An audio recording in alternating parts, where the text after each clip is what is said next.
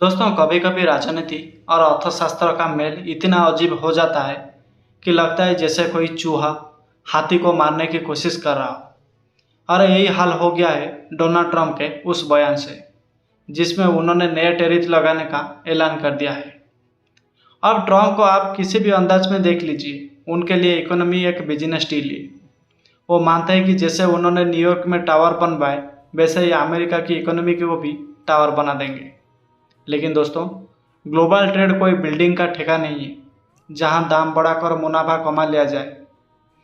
Trump का कहना है कि चीन, भारत, मैक्सिको और यूरोप सब अमेरिका की बर्बादी पर अपनी इमारतें खड़े कर रहे हैं। इसीलिए टैरिफ बढ़ा और अमेरिकी इंडस्ट्री को बचा।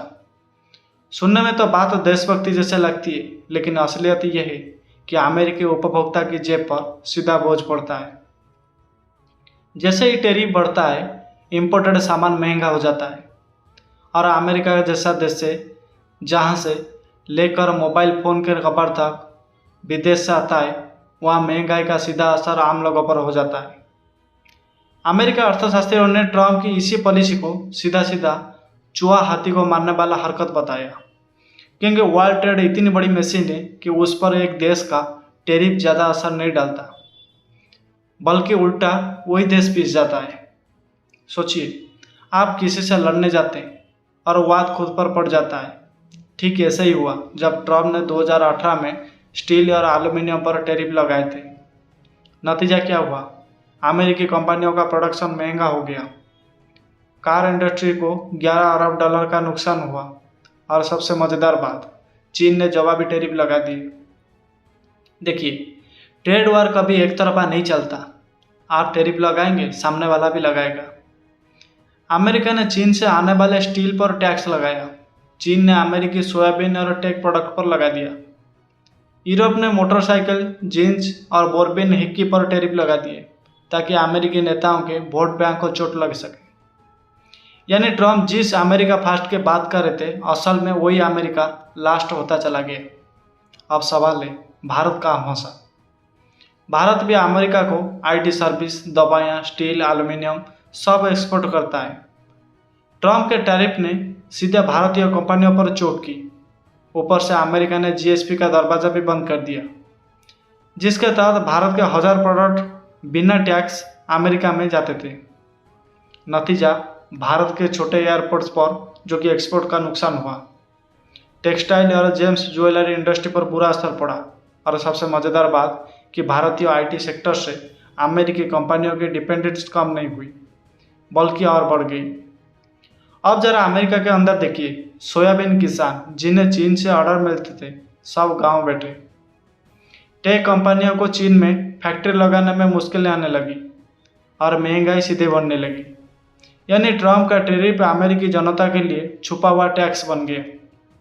वो समझ ही नहीं पाए कि असल में देशभक्ति का नाम लेकर जेब काटी जा रही है। अब सवाल उठता है कि ट्रंप ऐसा क्यों करते हैं? तो जवाब है, चुनाव के लिए। टैरिफ का ऐलान करना आसान है, सुनने में तो ये एकदम मजबूत नेता वाली बात लगती है। वोटर को लगता है कि देखो, हमारा राष्ट्रपति किसी से डरता नहीं है। लेकिन हकीकत यह है कि टैरिफ से जो नुकसान होता है, उसका असर चुनाव के बाद दिखता है। और ट्रंप जैसे नेता, उसको कोई भी फर्क नहीं पड़ता है, क्योंकि उनका मकसद है आज की तालियां, काल की चिंता बाद में। यहीं पर असली टकराव है। अर्थशास्त्री कहते हैं कि टैरिफ से ग्लोबल सप्लाई चेन टूटती है, महंगाई बढ़ती है और अर्थव्यवस्था कमज़ोर होती है। लेकिन ट्रंप कहते हैं टैरिफ से अमेरिकी कंपनियां मजबूत होंगी और नौकरियां लौटेगी। लेकिन ज़मीनी हकीकत, नौकरियां वापस नहीं हुई, महंगाई लेकिन ज़रूर बढ़ गई। अब वापस आते हैं उस लाइन पर, ट्रंप का टैरिफ ऐसा जैसे कोई चूहा हाथी को मार रहा हो। मतलब ये कि वर्ल्ड इकोनॉमी की एक हाथी है, भारी भरकम, मजबूत और विशाल। उसमें सिर्फ एक छोटे देश का टैरिफ कुछ खास नहीं बिगाड़ सकता, बल्कि उल्टा, जो देश टैरिफ लगाता है उसी को ज़्यादा चोट लगती है। ट्रंप सोचते हैं कि वो ग्लोबल इकोनॉमी को अपने हिसाब से मोड़ देंगे, लेकिन असल में वो अमेरिका की जेब काट पेटते हैं।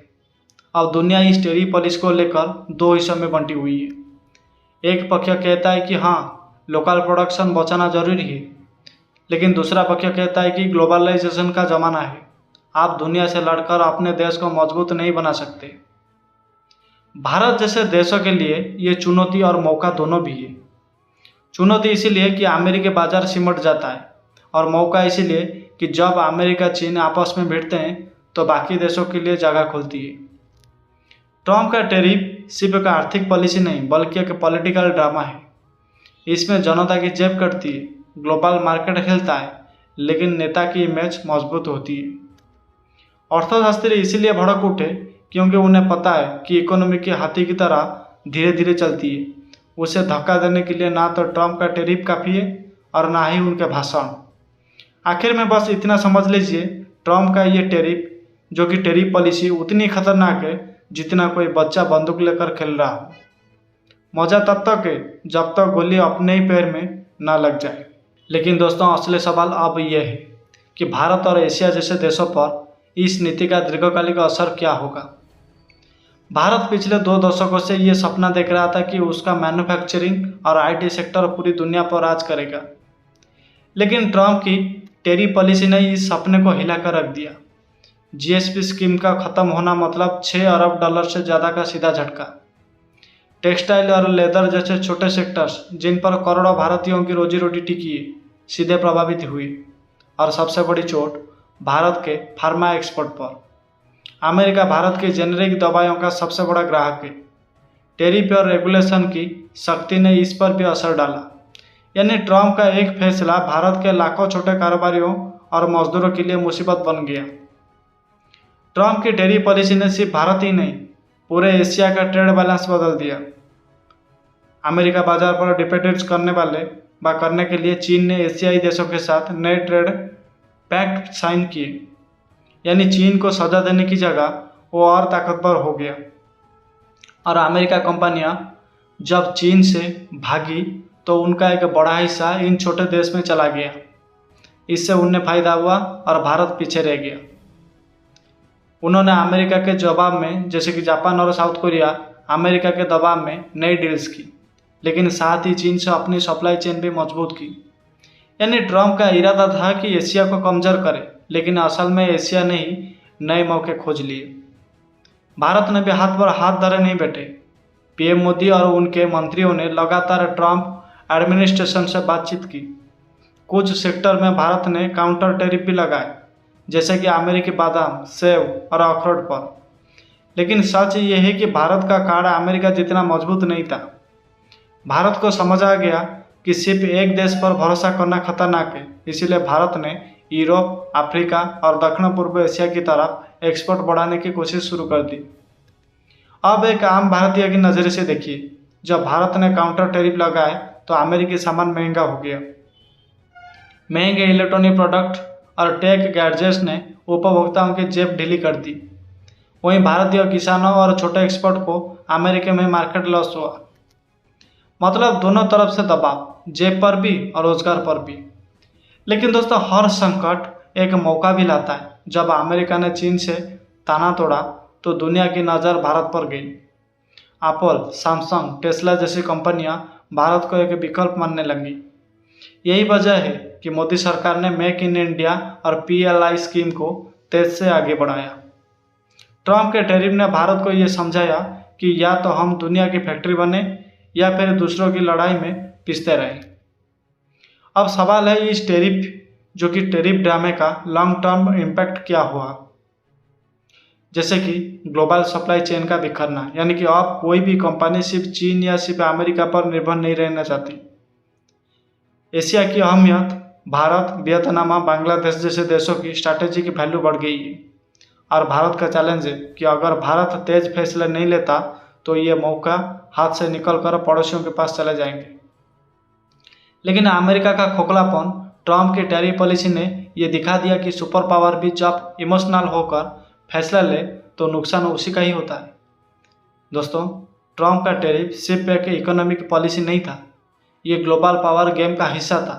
और इसी गेम में भारत को चोट भी लगी, लेकिन सबक भी मिला। भारत के लिए अब रास्ता साफ है। अमेरिका और चीन की लड़ाई से सबक लेकर नए बाजार खोजे।